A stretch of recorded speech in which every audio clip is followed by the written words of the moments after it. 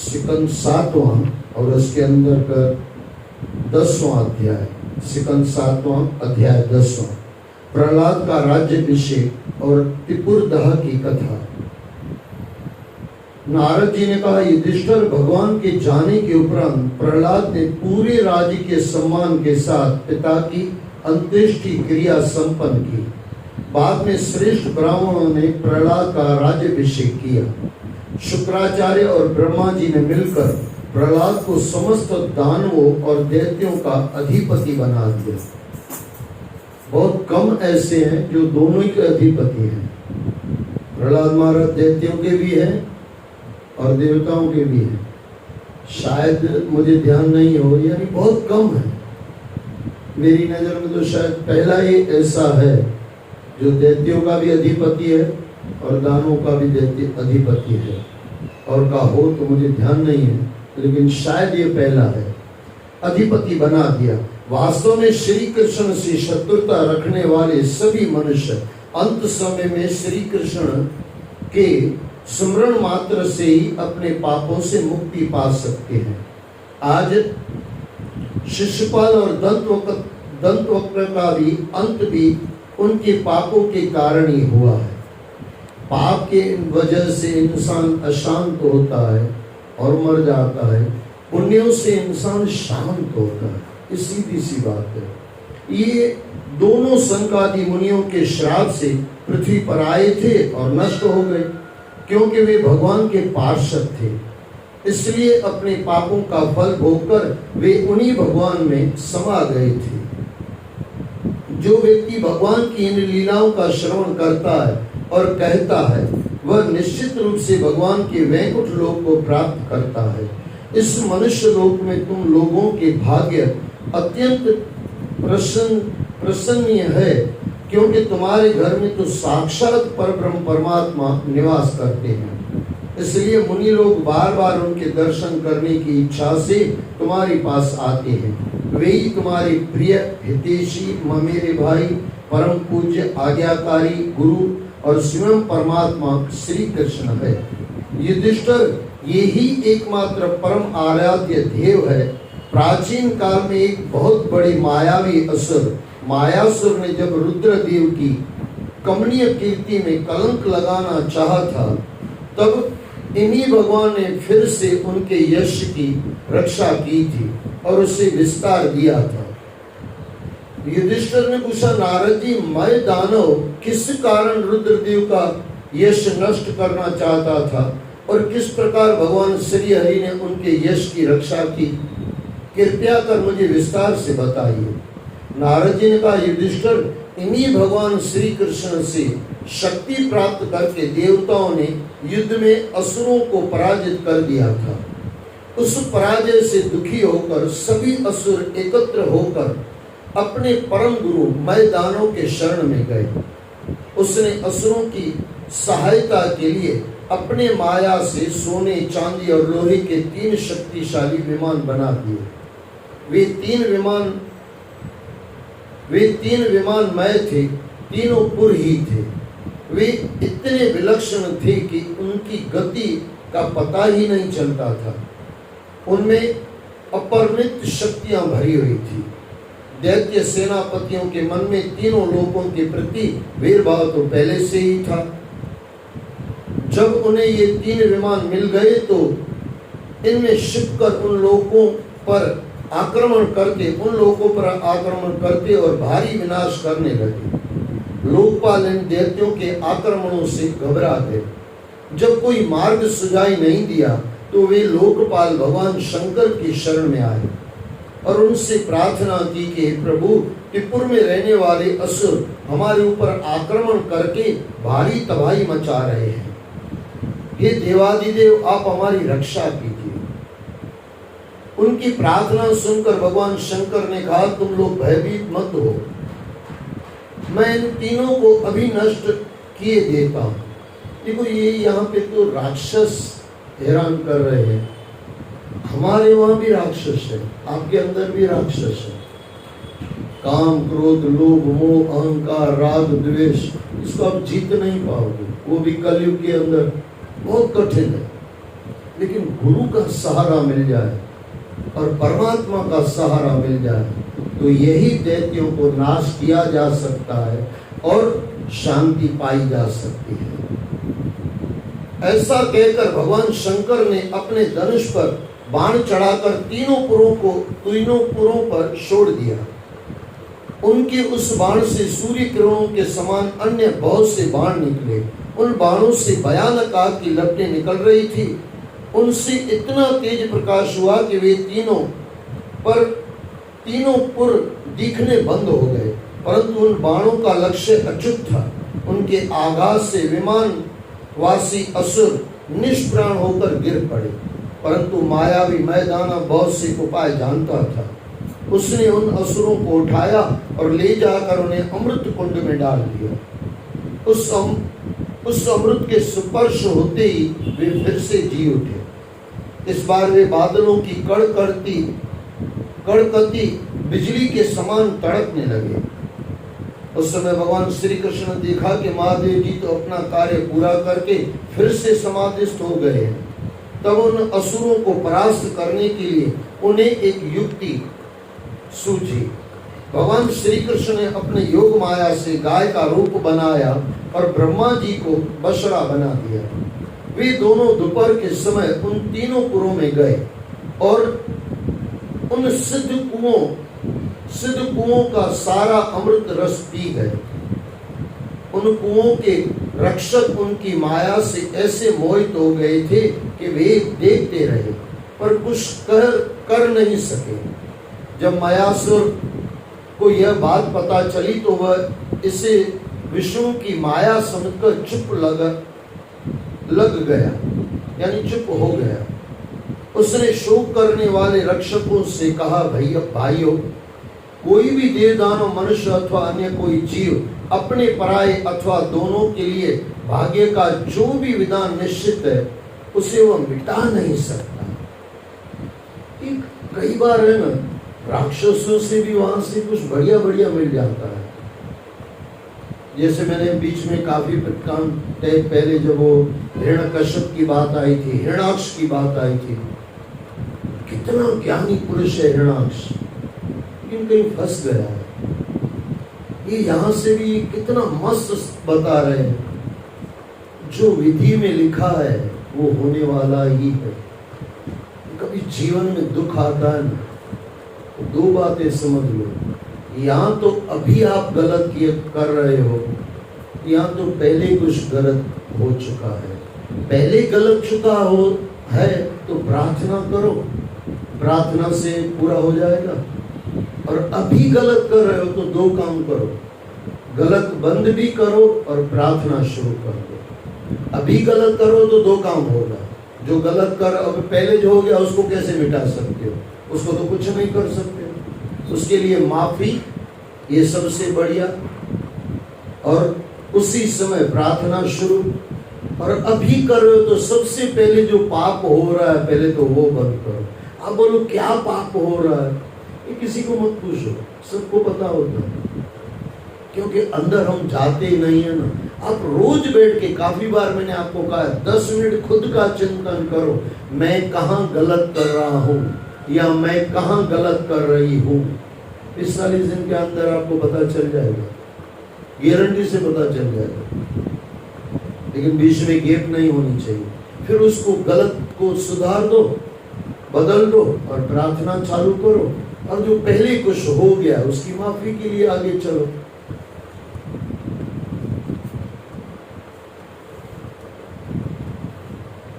भाइयों, कोई भी देव दानव मनुष्य अथवा मनुष्य अन्य कोई जीव अपने पराये अथवा दोनों के लिए भाग्य का जो भी विधान निश्चित है उसे वो मिटा नहीं सकता, मिटा नहीं सकता। जो होना था वह तो हो गया, शो करने से कोई लाभ नहीं है। अब देखो ये भी कितना बड़ा समझो सत्संग है। जो हो गया हम गाते ही है ना, आनंद है आनंद है आनंद में रहेंगे, कल क्या हुआ कल क्या होगा इसकी चिंता न करेंगे। कितना बड़ा सूत्र मिल गया। कितना बड़ा जीने का तरीका मिल गया। जो हो गया उसको भूल जाओ और जो आएगा उसको देखा जाएगा। अभी भी आनंद कर लो, अभी भी आनंद करो। जो होना था वह तो हो गया, शोक करने से कोई लाभ नहीं है। तदुपरांत भगवान श्री कृष्ण ने अपने शक्तियों से भगवान शंकर के लिए युद्ध की सामग्री तैयार की। उन्होंने धर्म से रथ, ज्ञान से सारथी, वैराग्य से ध्वजा, ऐश्वर्य से अश्व, तपस्या से धनुष, विद्या से कवच, क्रिया से बाण और अपनी शक्तियों से अन्य अस्त्र शस्त्रों का निर्माण किया। इस सामग्री से सज धज कर भगवान शंकर ने अभिजीत मुहूर्त में धनुष पर बाण चढ़ाया और तीनों दुर्भेद विमानों पर छोड़ दिया। दुर्भेद यानी जिसको भेदा नहीं जा सकता, लेकिन ये तो शंकर है भाई, जो कोई नहीं कर सके वही तो भगवान करता है। जो आपको समझ में ना आए, मेरी समझ में ना आए और वो करके दे, वो या तो गुरु होगा या तो भगवान होगा। जो हमारी समझ में ना आए वो करे, वो गुरु और वो परमात्मा। उन बाणों के आघात से वे तीनों विमान भस्म हो गए। युधिष्ठिर उसके तत्काल बाद ही स्वर्ग में, युधिष्ठिर उसके तत्काल बाद ही स्वर्ग में दुंदुभियां बजने लगी। वहां सैकड़ों विमानों की भीड़ लगी।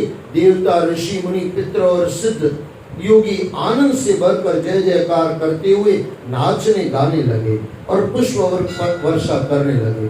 अप्रसाएं नाचने लगी। उन तीनों पुरों का नाश करने के कारण ही भगवान शंकर को त्रिपुरारी नाम दिया गया।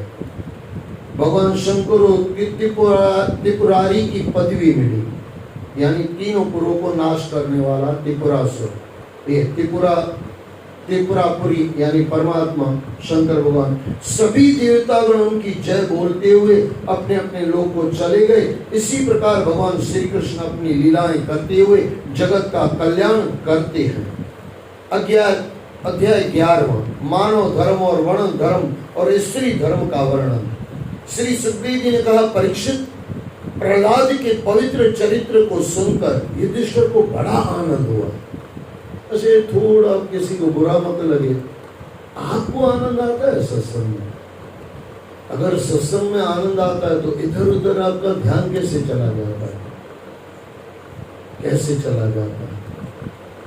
अगर ध्यान इधर उधर है या कुछ दिखाई देता है। अगर आपने कल ध्यान दिया हो तो मैं यहाँ पे आके बैठा तो टवाल रखना भूल गया, वो तो पूरा हुआ तब पता चला कि टवाल ही नहीं रखा, टवाल रखा ही नहीं था।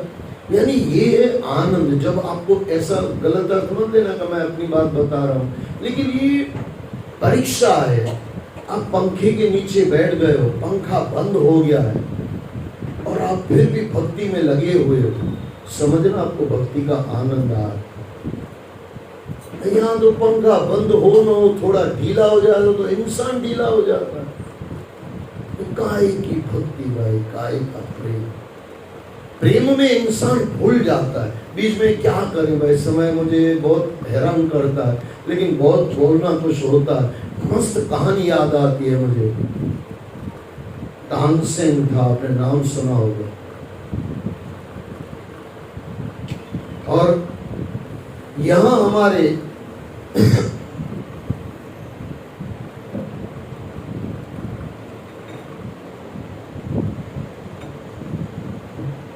अकबर और बीरबल।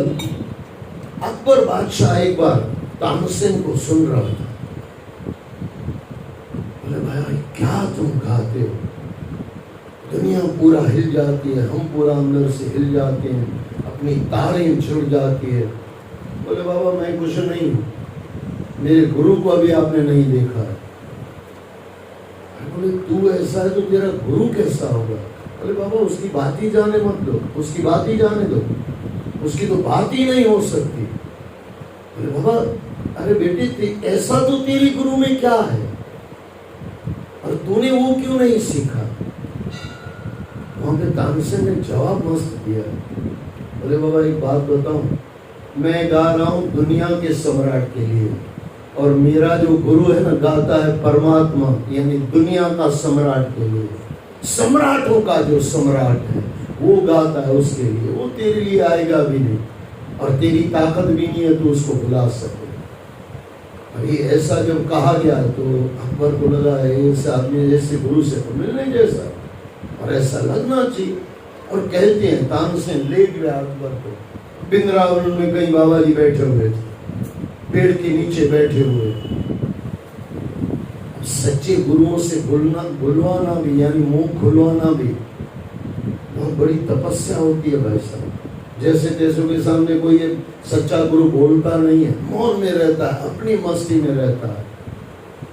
तानसेन आया, पैर छुए गुरुओं को, और अकबर को पेड़ के पीछे बिठा दिया। बोले बैठ जाओ वहां। बोले यहाँ मैं बैठ जाऊं? बोले अगर गुरु का सुनना है तो यहीं बैठना पड़ेगा, यहाँ भी जगह मिल रही है, वो बड़ी बात है, यहाँ बैठ जाओ बाबा जी।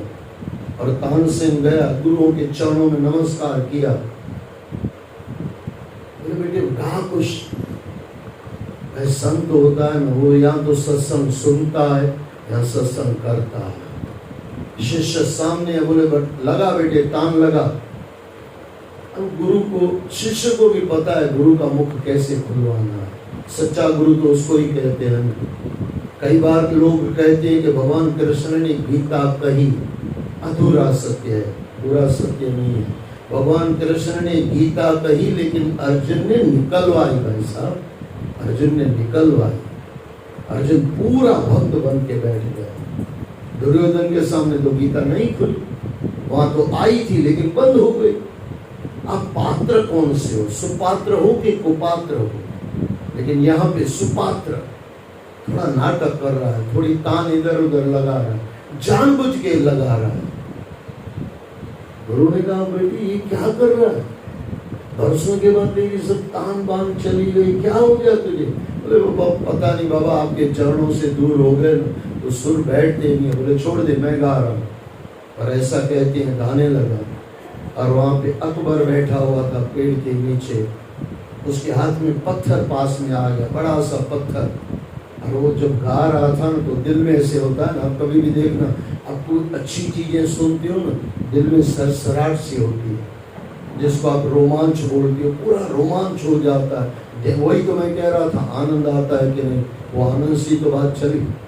लेकिन वो पत्थर हाथ में आ गया, आंखें तो बंद थी और दिल को ऐसे हाथ रख रहा था, उसको याद ही नहीं कि मेरे हाथ में पत्थर है। पत्थर लगता गया, लगता गया, लगता गया, यहाँ पे समझो इतनी खून बहता गया। जब वहां पे पूरा हुआ और वो वहां से तानसेन आया, अकबर तो बेहोश पड़ा था क्योंकि इतना खून निकल गया था। उठाया उसने, तानसेन ने उठवाया। तो भाई क्या दिक्कत है, क्या हुआ? अरे बोले तेरे बाबा जी क्या है भाई, और तेरे में तो 1% भी नहीं है। बोले बाबा याद करो, मैंने बोला था मैं गाता हूँ, दुनिया जो यहाँ का धरती का मालिक है वो, और वो मालिकों का जो मालिक है ना, मैं गाता हूँ उसके लिए। बोले उसको बोलो हमारे साथ चलो। बोले वो नहीं आता, वो यही है, वृंदावन का है। बात बरोबर समझना, ये है प्रेम, ये है आनंद। खून बह रहा है फिर भी ध्यान नहीं है क्या हो रहा है। अगर ये समझ में आ जाए, पूरा इंसान जब डूब जाता है तब सब मिल जाता है। सच्चा मुर्शिद मिले, ये बहुत बड़ी बात। और मैं तो कई बार कहता हूँ, गुरु और चेला दोनों सच्चा मिल जाए ना, अच्छा सच्चा तो पहले शिष्य नहीं होता सकता, सच्चा तो बाद में होगा, सच्चा तो गुरु ही होगा। लेकिन मुझे सच्चा बनना है, ये पूरी समझो अंदर से दृढ़ संकल्प, तब जाके आप सच्चा बनोगे। आदि सच जुगाद सच, है भी सच, नानक होसी भी सच। एक तो बात ये भी, अगर हम भी सच्चे ही हैं, शिष्य सच्चा ही है, तो गुरु के पास जाने की क्या जरूरत है। लेकिन गुरु शिष्य सच्चा नहीं है, दृढ़ संकल्प करने के बाद और वो परमात्मा गुरुओं के चरणों के आने के बाद में वो सच्चा बनता है। ये अगर समझ में आ जाए, पूरा डूब के बैठो, भूल जाओ दुनिया को। 5-10 मिनट कभी ज्यादा हो जाए तो मुझे माफ कर दिया करो, और ये 5-10 मिनट जो ज्यादा हो जाएगा ना, वही ऊपर काम आएगा भाई साहब। और ऊपर काम आए ना आए, यहाँ आनंद आ रहा है कि नहीं, बस वही तो है, और क्या चाहिए। आइए, इसके बाद जो युधिष्ठिर को बड़ा आनंद हुआ, उन्होंने नारद जी से पूछा, भगवान आप मुझे वर्ण आश्रम धर्म और मनुष्यों के सनातन धर्म के विषय में बताइए, क्योंकि धर्म से ही मनुष्य को ज्ञान की प्राप्ति होती है, भगवान के प्रति प्रेम की भावना जागृत होती है। देखो, प्रेम आपको अगर जगाना है, भगवान कृष्ण ने गीता में मस्त कहा है, हर कार्य निस्वार्थ होके करो। और आपको जो भी मिला है ना, निस्वार्थ की वजह से ही मिलता है। भगवान अगर खुद निस्वार्थ नहीं करते ना, तो आप मनुष्य जन्म में नहीं आते।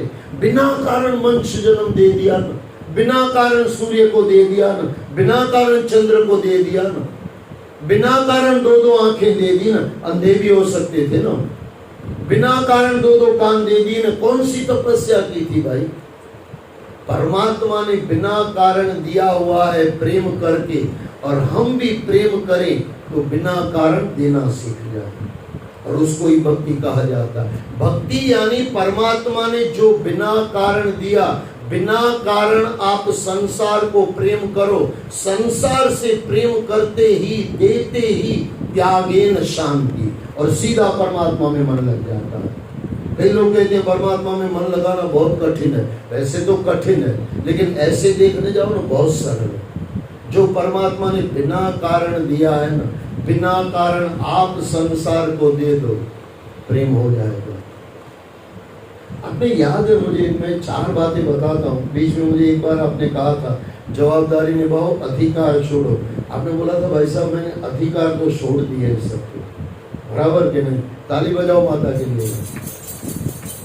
मुझे याद है, मुझे कहा अगली बार जब हम बैठे थे वहां पे, बोले भाई साहब आप जो 4 बताते हो ना, एक को तो मैंने पक्का कर लिया, अपने बच्चों में से मैंने अधिकार छोड़ दिए।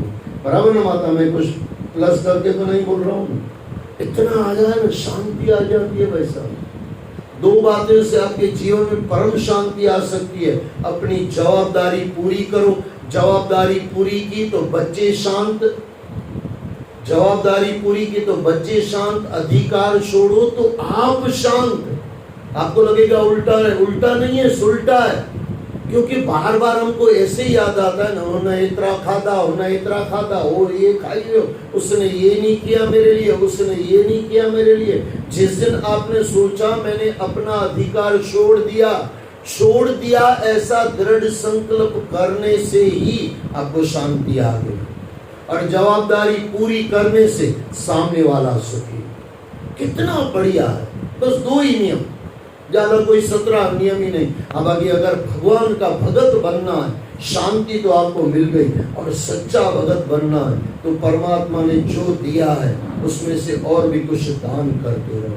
अपने हक का पैसा, आपका अधिकार का जो आपके पास जो है, जो बड़ों ने आपको दिया, जो आपने कमाया, जो बच्चों ने आपको शांति से दे दिया, उसमें से कुछ दान पुण्य करो। और चौथा, एकांतवास करो। सब आ गया इसमें, 5वां कुछ चाहिए नहीं।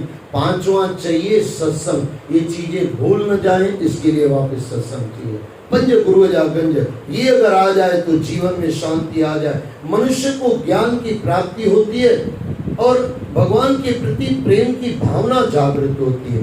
देने से प्रेम बढ़ता है, ये याद रख लेना। लेकिन निस्वार्थ धंधे में हम देते हैं, लेकिन वापस कमाने के लिए गिव एंड टेक, यानी 10 रुपए का माल देंगे तो उसमें 12 कमाने की इच्छा होगी। लेकिन निस्वार्थ होगा, जो इंसान निस्वार्थ करता है और देना सीखना जाता है बिना कारण, उसके जीवन में आनंद ही आनंद हो जाता है और प्रेम की भावना जागृत हो जाती है। नारद जी, आप स्वयं ब्रह्मा जी के मानस पुत्र हैं और आपकी तपस्या, योग और समाधि के कारण वे अपने दूसरे पुत्रों की अपेक्षा आपका अधिक सम्मान भी करते हैं।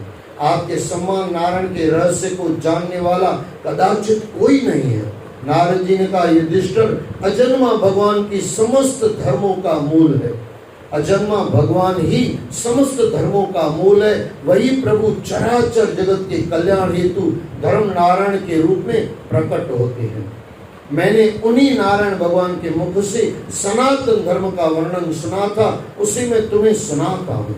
युधिष्ठिर, सर्वदेवमय भगवान श्री हरि को जानने वाले महर्षियों की स्मृतियां व कर्म धर्म के मूल आधार हैं। शास्त्रों में धर्म के 30 लक्षण कहे गए हैं।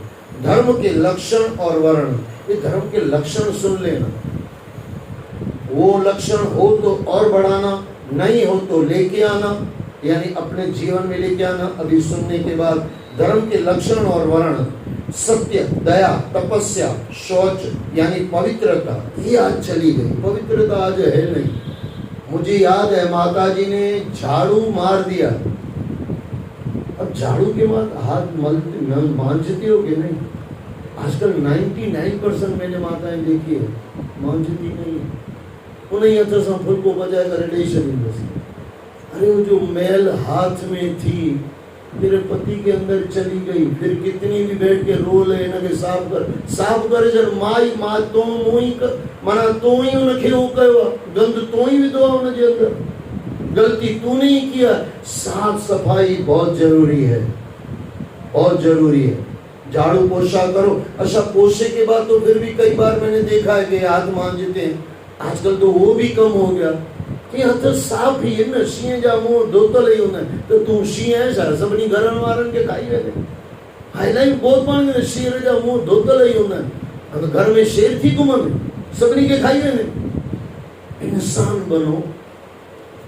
पवित्रता आपको भावना सच्ची बनाती है। पवित्रता ऐसी वैसी कोई चीज नहीं है। कई लोग मुझे पूछते हैं रुमाल हमारे गुरु नानक को रखते हैं, गुरु नानक वाले रखते हैं, क्यों? आप अंदर मंदिर में आते हो, आपने रुमाल रखा ना, आपकी भावना बदल जाएगी। आपको लगेगा मैं मंदिर में जा रहा हूँ, वहां मुझे बोलचाल करनी नहीं है, वहां मुझे सुनने जाना है। वहीं से इंसान तैयार होके आता है। सीधी सी बात है, भावना बन जाती है, भावना बैठ जाती है, भावना बन जाती है। साफ सफाई में ज्यादा ध्यान रखो। उसका मतलब ऐसा भी नहीं कि झाड़ू पोछा करते 25 बार हाथ धोते रहो, ऐसा भी नहीं। ज्यादा यानी जितना हो सके उसका जितना होना चाहिए। पवित्रता, तीक्ष्णता, सहनशीलता। अच्छा ये मैंने बोला ना, बोलना बहुत होता है। पवित्रता अंदर की भी रखो। कोई आपको कहे नहीं पवित्रता के बारे में मुझे बहुत बोलना चाहिए, क्योंकि आजकल बहुत गड़बड़ वाला काम है। पवित्रता क्या होती है पता है? आपको मित्र आके कोई कहे ना, किसी को नहीं बता रहा हूं, आपको बता रहा हूं, फुल सीक्रेट है, मत सुनना। एकदम कचरा होता है, ये मेरा अनुभव भी है। पहले मैंने बहुत सुना, फिर वो तिजोरियां बंद कर दी। कोई भी आके आपको बोले कि किसी को, अच्छा क्लोज फ्रेंड बोलते हैं ना उसको, फिर जिसको आपके दोस्त को सब बुराइयां उसको मालूम है। पक्की सहेली भी आपको कहे ना, किसी को नहीं बताया, आपको बता रही हूँ, उठ के चली जाना, क्योंकि बैंक का नंबर तो देने से रही। सीक्रेट में ऐसे कोई बोलता है भाई बैंक का नंबर खड़ और मैं मर जाऊं तो तू अपने घर पे ले जाना, ऐसा कभी कोई है क्या? उसको पूछना बैंक का नंबर देने वाली है, बैंक का पैसा देने वाली है, तो फिर सीक्रेट बता। बाकी सीक्रेट छोड़ो, किसी के सीक्रेट नंबर तो बनो। अपना कचरा निकाल के पूरा तुम्हारे वहां डाल के चले जाएंगे। मेरी सांस ऐसी, मेरी बहू ऐसी, फालतू की बातें जिसमें आपको कोई मतलब ही नहीं है। अच्छा वो जाएगी ना, फिर बोलेगी माथे का दर्द चला गया। अरे चली चला नहीं गया, तेरा मेरे पास आ गया, देख लेना उस समय आप। किसी के क्लोज फ्रेंड मत बनो। हाँ क्लोज बनना ना, भगवान के गुरुओं के साथ बनो ना। गुरु पल पल तैयार है, और उसके क्लोज क्या, उसके क्लोज हो ही हो। भगवान को पता है कौन सा दुख है, भगवान को पता है हम कैसे जी रहे हैं। भगवान की क्लोज फ्रेंड बनो। अब जिसको किसी को नहीं कह सको ना, रूम बंद कर दो, अपने मन में अपने परमात्मा से बात करो। बाबा हे दुखा न दुख में बाहर कढो, तो खां सवाए केर कढो। गुरुओं से प्रार्थना करो, लेकिन अंदर बैठ के रूम में, किसी को मत बनाओ। ये संसार है ना, आपका दुख सुन के बाद हंसेगा, वो आपको कोई साथ नहीं देगा। और ये गुरु है ना, साथ जरूर देगा। बराबर के नहीं? आप कुछ कहना चाहते हो तो हाँ बताओ। हाँ कोई बात नहीं, देवी का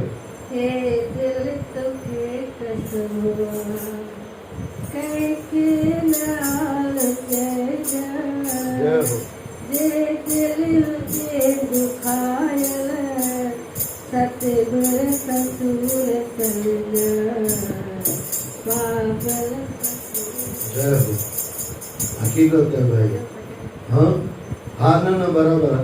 अरे एक बात याद रख लो, किसी के क्लोज फ्रेंड मत बनो, आप भी मत बनाओ और किसी को बनाओ भी मत। कचरा होता है वहां पे, कचरा होता है। मैंने तो एक दोस्त भी ऐसा नहीं देखा जो बोले मेरे दोस्त ने बताया है मेरे बैंक में मेरे भरने के बाद ये क्लोज, मैं तुझे बता रहा हूँ पैसा तू ले जाना। मुझे जिंदगी में एक भी नहीं मिला। बाकी कचरा मिलता है, दुनिया भर का कचरा।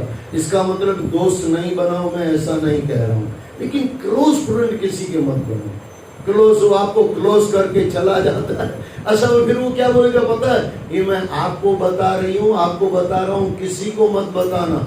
अपना पाप वो खुद छुपा नहीं पाया, आप उसका कैसे छुपाओगे? फिर आप ही किसी को बोलोगे, यही बोलोगे उन्नति गाल नहीं, किसी को बताना मत, वो फिर दूसरे को बताएगा और ये पूरा घूम फिर के वापस उसी के बात आती है।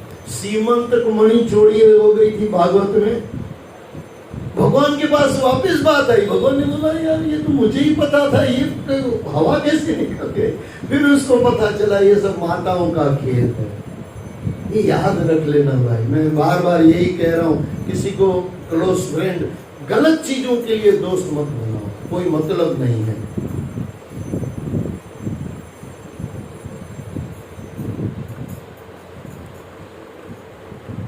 पवित्रता, तीक्ष्णता, सहनशीलता, यानी यही करने से आपके जीवन में अंदर पवित्रता आ जाएगी। सहनशीलता, थोड़ी सहनशील बनो। कल ही मेरे एक मित्र, खास मित्र है, बोले भाई साहब थोड़ी गंभीर बनो। मैं सच बताऊं, पता नहीं मैं गंभीर बनना चाहता हूँ तो मैं बन नहीं पाता हूँ। मेरे अंगत मित्र हैं, वो मुझे अच्छा बता रहे थे, बोले गंभीर बनो। पता नहीं क्या परमात्मा ने जहाँ मस्ती है, ऐसे गंभीर है, जीवन के लिए बहुत गंभीर है। जीवन में क्या कमाऊंगा उसके लिए मैं कभी गंभीर नहीं हूँ। जीवन में परमात्मा को राजी कर लो, मेरा गुरु मेरे से राजी हो जाए, मेरे माँ बाप को कभी मैं लाशन नहीं लगाऊं, उसके लिए मैं पूरा गंभीर रहता हूँ, पूरा गंभीर रहो। लेकिन क्या पाया, क्या खोया, क्या किसने दिया, तेरा तुझको अर्पण है, क्या है तेरा। मैं कल वहाँ पे प्रेम, हमारे दासानी परिवार है, वहाँ पे मैंने सत्संग किया। एक बच्चे ने मस्त सुना, मैंने बोला 2 शून्य होता है, मरने के बाद 1 शून्य हम लेके चले जाते हैं, जो भी कमाया शून्य लेके चले जाते हैं, कुछ नहीं मिलता। और परमात्मा तरफ का शून्य मिल जाए, ये देख लेना गुरुओं को, ये शून्य अगर ज्ञान मुद्रा मिल जाए तो क्या बात है। ये शून्य हम कमाते नहीं है, और वो शून्य वो कमाते कमाते कमाते पता ही नहीं चलता है शून्य साथ में आएगा। और वो नकली शून्य के लिए असली शून्य को हम छोड़ के चले जाते हैं। दोनों शून्य है ना, ज्ञान मुद्रा भी शून्य है, मैंने काफी बार आपको कहा, ये अगर आ जाए जीवन सफल हो जाए। छोड़ो बेकार की बात है, जिंदगी बीत न जाए। तीक्ष्णता, सहनशीलता, उचित अनुचित का विचार, जो अभी मैं आपको कह रहा, उचित अनुचित क्या कर रहे हो, थोड़ा खुद को संभालते रहो। मन का संयम, इंद्रियों का संयम, अहिंसा, ब्रह्मचर्य, त्याग, स्वाध्याय, सरलता, ये एक विषय में 1 घंटे सत्संग मजे से हो सकता है। 1 घंटा भी कम से कम 1 घंटा बोल सकता हूँ। सरलता, आज सरलता चली गई। आज इंसान इतना जटिल हो गया, इतना जटिल हो गया। ज्ञान अंदर कुछ नहीं होगा, बाकी बाहर से तो ऐसा लगेगा जो हरिश्चंद्र से भी सच्चा गुरु ये है। क्या लगने लगा है, ये स्टेटस में मत फांसो भाई। दुनियादारी को, हाँ दुनियादारी निभाओ, फंसो मत। दुनिया में चलो, चलिए मत जाओ, दुनिया में फंस मत जाओ। अपने राम में रहो, अपने कृष्ण में रहो, अपने शंकर भगवान में रहो। ये जो भगवान है उनके और गुरुओं के चरणों में रहो, सब कुछ मिल जाता है। त्याग, स्वाध्याय, सरलता, संतोष, समदर्शी महात्माओं की सेवा, सांसारिक भोगों से निवृत्ति। क्या हो, सांसारिक भोगों से निवृत्ति कितना कठिन जैसा लगता है भाई। चाय छूटती नहीं है भाई, दारू छोड़ना तो लोगों को बहुत कठिन लगेगा, चाय लोगों की छूटती नहीं है। उसका मतलब छोड़नी चाहिए, मैं ये नहीं कह रहा, जो गलत है वो छोड़ते जाओ। अहंकार का त्याग, मौन, देखो इसमें से जो आप कर सकते हो ना वो पकड़ते जाओ। मौन आप कर सकते हो कि नहीं, अभिमान थोड़ा बहुत तो जाने दो। अच्छा मौन रहोगे ना, 3 घंटा पक्का कर लो, आज एक मन में नियम पक्का कर लो। लेकिन ऐसे ही एक माता मुझे कह रही थी, बोले मैं 8 घंटे मौन रखती हूँ। बोला माता तेरे चेहरे से दिखता तो नहीं है। बोले 8 घंटे सोती है तो मौन ही रहता है। और नहीं, ऐसे नहीं, मौन यानी सच्चे दिल से मौन। तो मैंने बोला वो तो माता पति देव को पूछना पड़ेगा, नींद में भी तू बोलती होगी, ऐसे जरूरी थोड़ी है नींद में नहीं बोलती हो, कोई जरूरी नहीं है। जो पूरा दिन बोलेगा नींद में भी बोलेगा। मेरी मम्मी बचपन में बोलती थी, बोले सजी क मां अलपम बेबला, सिंधी में सजी चाहिए 2 मिनट में, क्योंकि पढ़ाई में ध्यान था उस समय।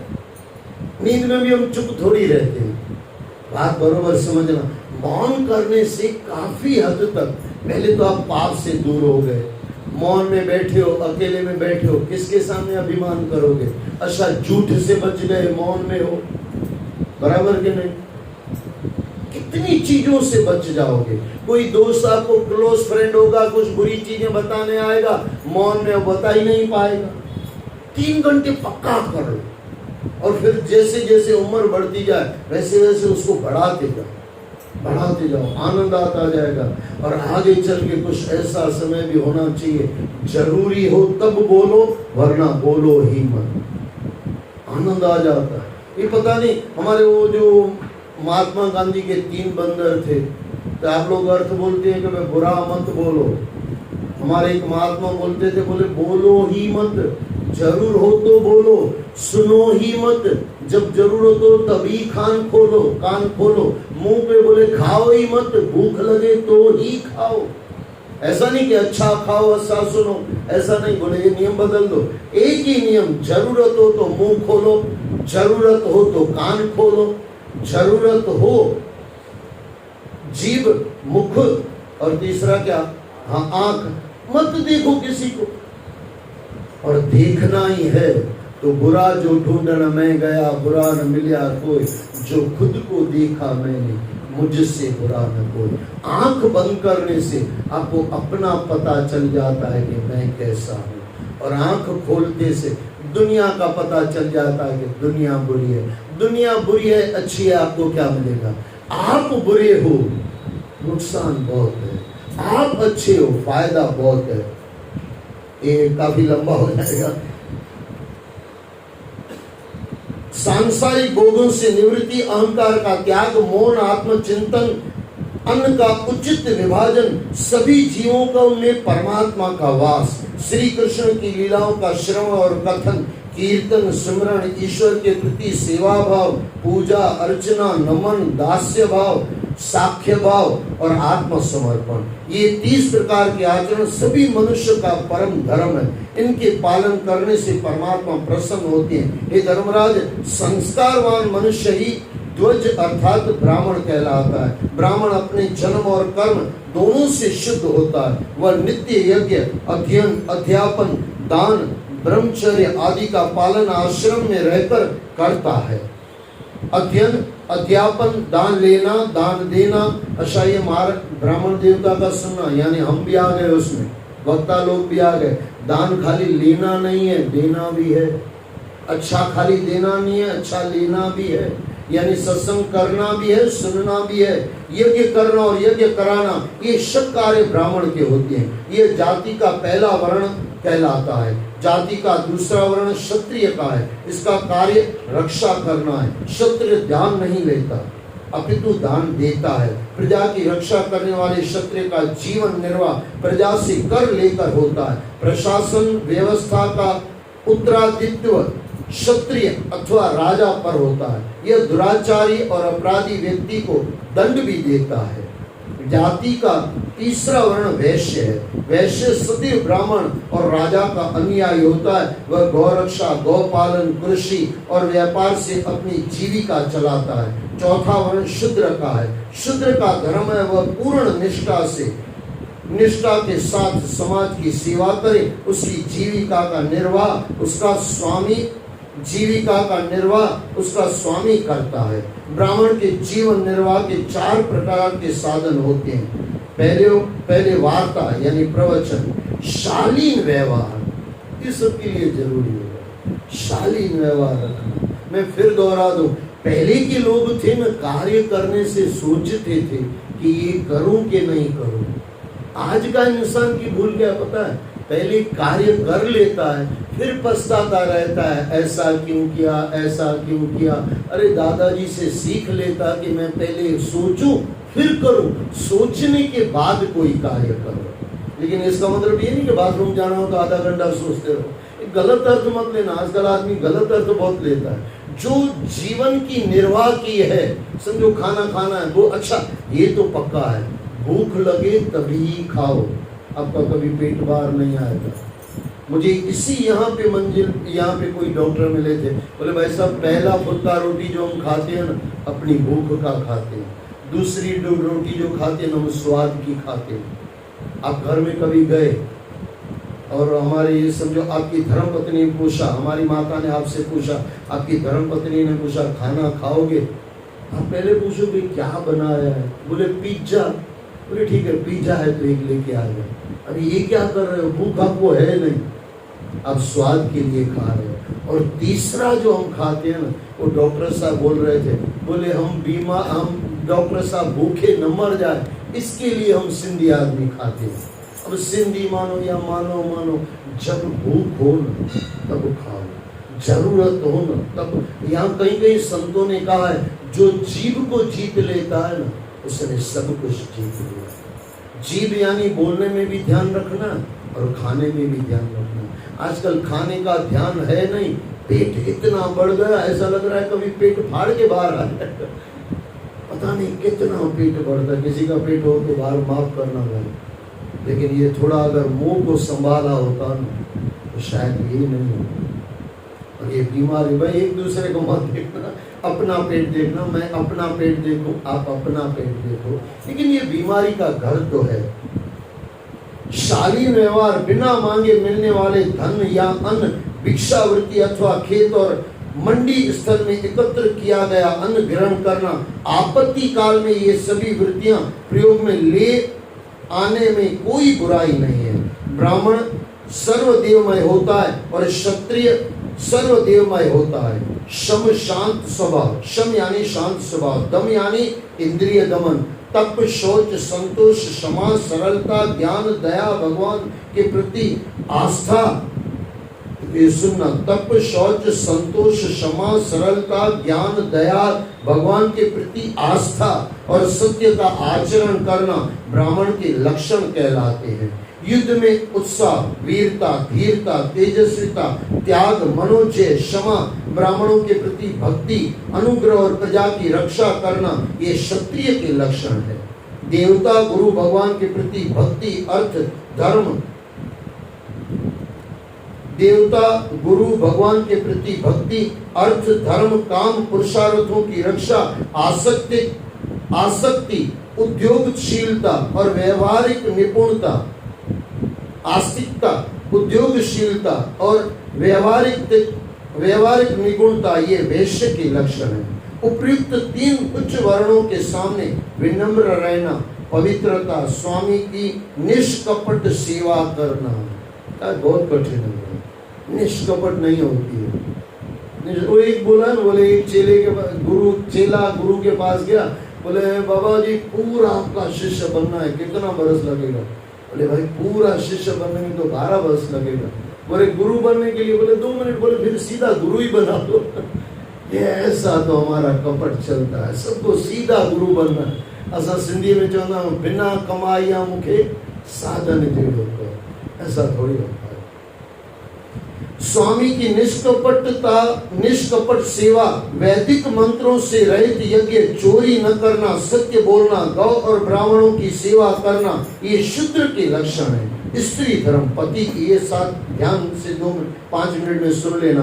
पति की सेवा करना, उनके अनुकूल रहना, पति के संबंधियों को प्रसन्न रखना, पति के बनाए नियमों की रक्षा करना, पति को ही परमेश्वर मानना, पतिव्रता स्त्री का धर्म है। साध्वी स्त्रियों को चाहिए कि घर को साफ सुथरा रखे, इस सब के लिए साफ सुथरा, सुंदर आभूषण और स्वच्छ वस्त्रों से अपने शरीर को अलंकृत करे, घर में खाने पीने व अन्य प्रयोग में आने वाली वस्तुओं को स्वच्छ रखे, पति की छोटी छोटी इच्छाओं की पूर्ति करे, विनम्र व्यवहार, इंद्रिय संयम, सत्य और प्रिय वचनों के से पति की सेवा करें, लालच कभी न करें, जो मिल जाए उसमें संतुष्ट रहें, सभी कार्यों में चतुर और धर्मज्ञ रहें, प्रिय बोले, अपने कर्तव्य के प्रति सावधान रहें, पर पति पर स्त्री गमन न हो, इस पर पूरी दृष्टि रखें और उससे सदैव प्रेम पूर्व व्यवहार करें। जो स्त्री लक्ष्मी के समान अपने पति को भगवान मानकर उसकी सेवा करती है,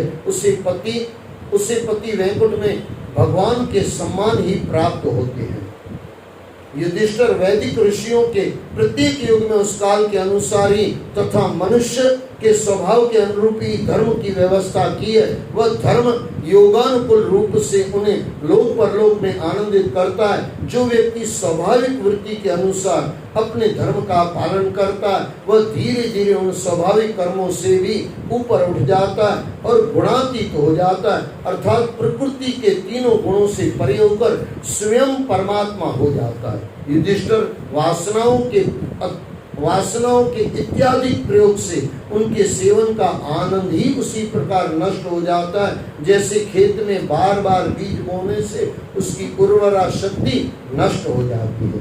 एक वर्ण वाला पुरुष यदि दूसरे वर्ण वाले पुरुष के गुणों को अपना लेता है तो उसे उसी वर्ण का मान लेना चाहिए। बोलो सद्गुरुदेव भगवान की जय। अध्याय 11वां समाप्त हुआ। थोड़ा ध्यान रखा जाएगा कि थोड़ा पहले पूरा हो। वैसे तो हमारा 6:40 का ही टाइम था, ये बार 6:30 रखा है, लेकिन फिर भी थोड़ा हम ध्यान रखेंगे और थोड़ा जल्दी से चालू कर